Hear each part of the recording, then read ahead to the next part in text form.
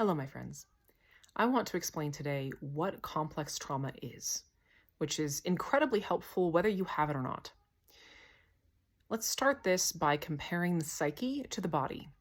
Now, with our bodies, we have DNA, which is largely responsible for how our bodies form in the womb. Whatever your DNA is, it takes care of shaping your limbs, shaping your musculoskeletal system and structure, etc., into the right shape. If there's a genetic anomaly, you're going to have an incorrect structure, but otherwise, your body's going to, as long as you got enough nutrition, you're going to form pretty normally, right? You come out, your joints work, your spine's correct, everything's good. Now, when it comes to the psyche, it's a little different. Our DNA is not as formative and helpful. What forms our psychological and neurochemical, aka emotional responses to life, is shaped much more by how we're responded to as a child, not any other pre-measured or prefab design. There's not really a genetics for the psyche as much. So what that can look like, and this is what complex trauma is what shapes and forms your metaphorical psychological joints and structures is how you're responded to, how your needs and your self are responded to when you're young. One of the most common examples of this is you have parents who have never felt good enough. They don't have enough self-worth. They have their own wounds from their childhood, and they're chronically dysregulated. They never fully feel okay. Now you have a child who is trying to earn approval. Now understand that in order for us to feel safe on a basic, deep level in our nervous system and brain, we need to have the approval of our caregivers. And because that need is so deep, we will sacrifice our authenticity, who we truly are, what we really want, our actual levels of competence, our actual, capacity to put out. We will compromise and push past all of those in order to perform in a way to get approval. And that is a subconscious reality for all human beings. We will always try to be the version of ourselves that will get approval from our parents, no matter what that requires.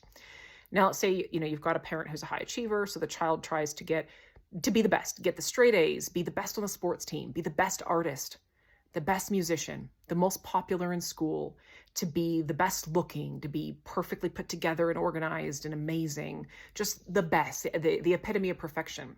And yet, because the parent doesn't feel okay innately, they don't feel good enough, and they've passed that on to their child, but the child now is presenting as perfect, and the parent is still like, well, I don't feel okay. So yeah, well, you got straight A's, but your violin practices, you're not the best. You're like the third best in your class. Nope, you don't get my approval. You're too skinny, you're too fat, you're too something. Approval denied.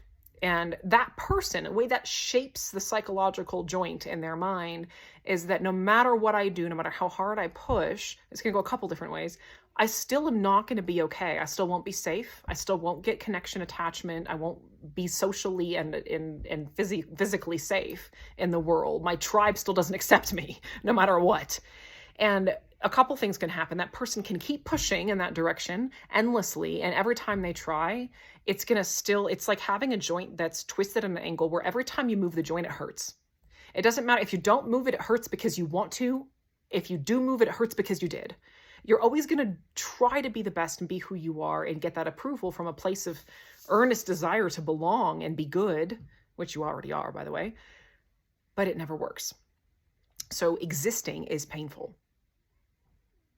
Doesn't matter whether you try or not. Either you're suppressing your innate nature to want to express and create and live and be and work, or you're doing it, and even whether you hit the mark or not, you're in pain because you didn't get the approval either way.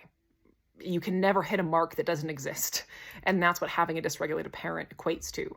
Now, this can play out in a lot of different ways. That's just one example.